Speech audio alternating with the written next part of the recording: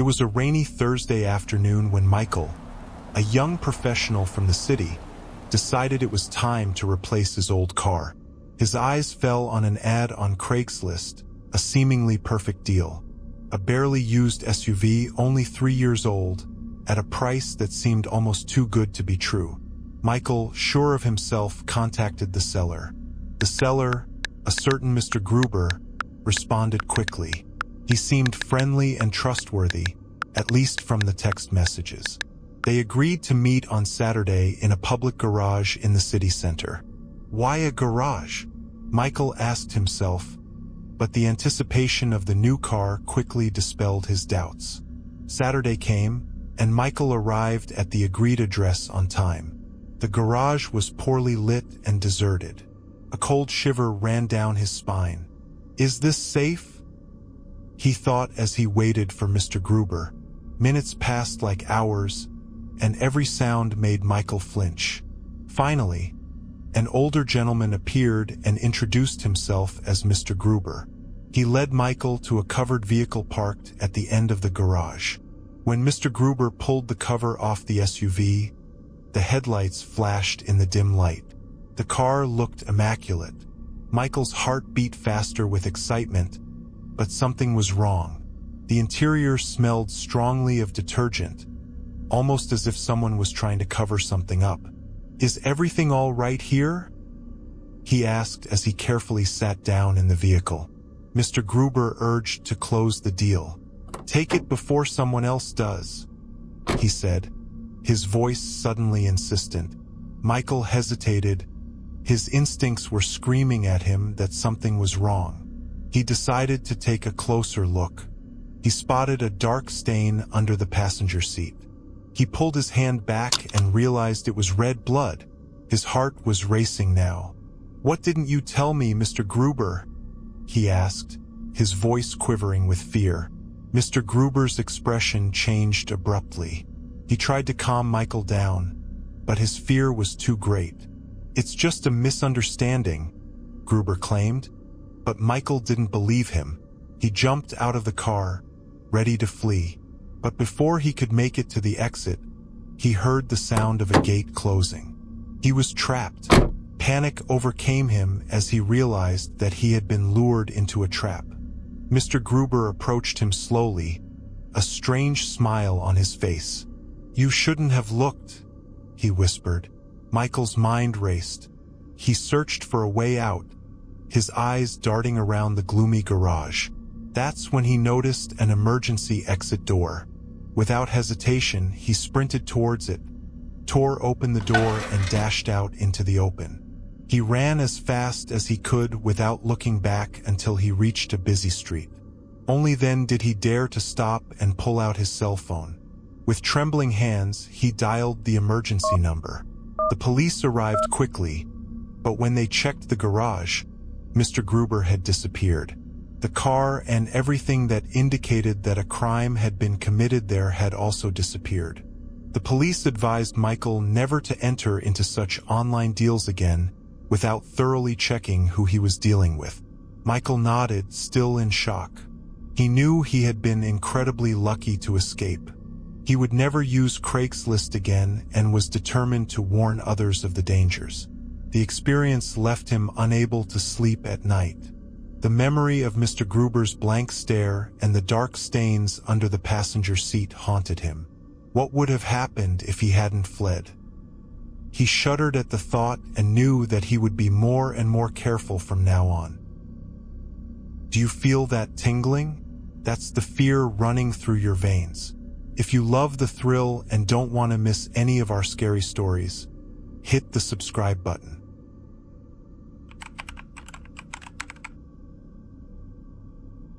Emily, a passionate collector of maritime antiques, came across an unusual ad on Craigslist one day. An old fishing boat was for sale, and the price seemed almost too low to be true. The seller, an elderly sailor named Mr. Wilson, invited her to view the boat on a secluded dock near a small coastal town. Attracted by the opportunity to own a real piece of maritime history, Emily made her way to the meeting point on a foggy morning. The quay was surrounded by thick fog, blurring the water and the land. Emily found Mr. Wilson standing next to the old boat, which despite its weathered appearance had a certain proud air about it. "Welcome, young lady," greeted Mr. Wilson in a raspy voice marked by years at sea. "That's her. The old Maria. Survived many storms." Emily was fascinated by the aura of the boat and began to explore the deck while Mr. Wilson told her stories of old times when the boat still danced on the waves in all her glory.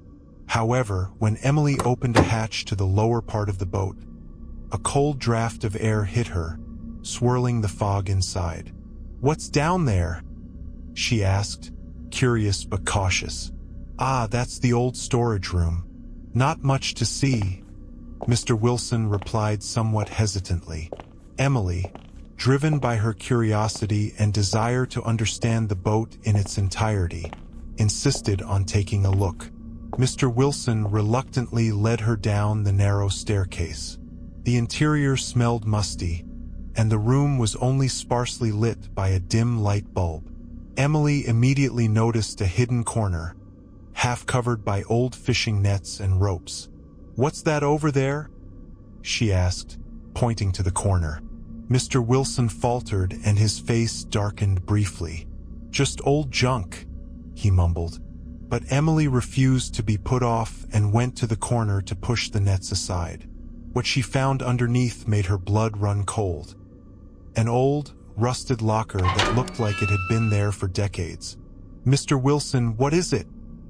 she asked, her tone more serious now. Mr. Wilson felt compelled to tell the truth. The locker belonged to the original captain of the Maria. He disappeared at sea under mysterious circumstances. Some say he hid something valuable in it. Emily, her heart beating with excitement and fear at the same time, decided to open the locker. With some effort, she broke open the old lock. Inside, she found a dusty map and an old compass, relics of a bygone era that perhaps held the key to an unsolved mystery. Mr. Wilson and Emily stood in silence for a while, both overwhelmed by the significance of their discovery. Finally, Emily said, "Mr. Wilson, we should show these finds to someone who might know more about them." Together, they took the items to a local museum, where they learned that the map may have led to a long-lost shipwreck. Emily and Mr. Wilson decided to embark on an expedition to unravel the mystery of the old captain.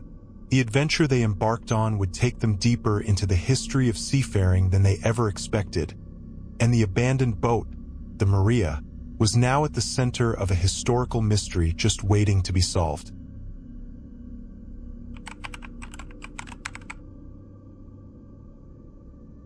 Julia, a young art restorer from Munich, was always on the lookout for hidden treasures.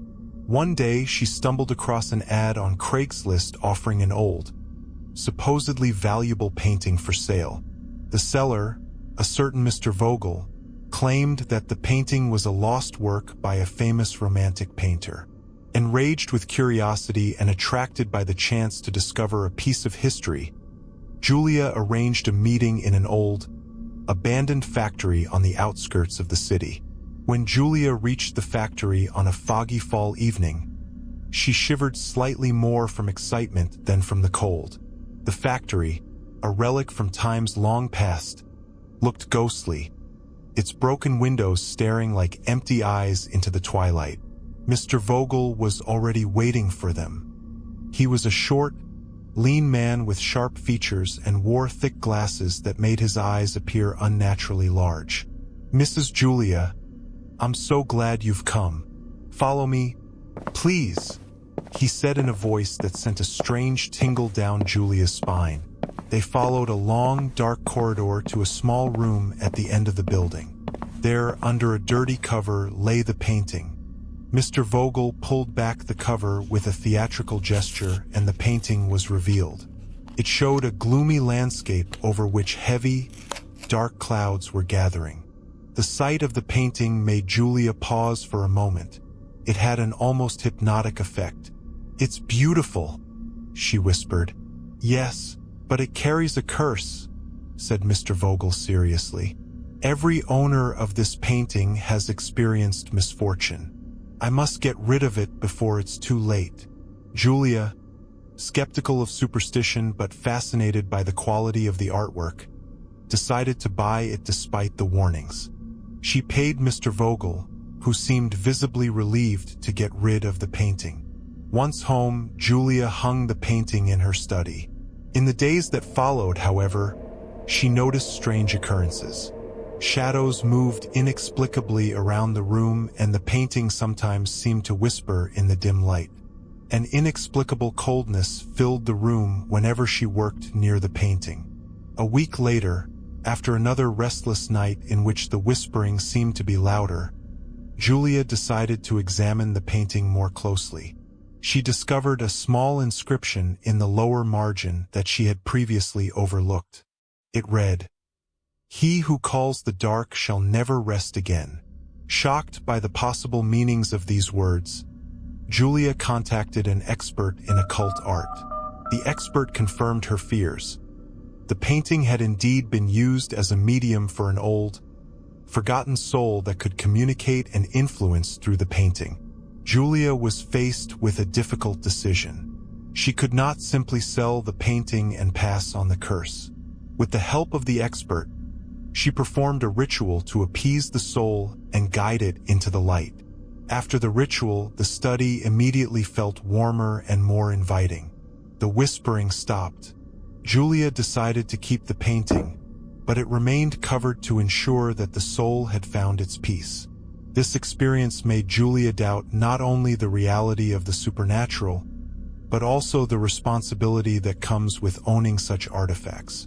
She had become more cautious in her search for art treasures and now understood that some secrets were perhaps better left undiscovered. If you want to see more horror stories, check out my next video.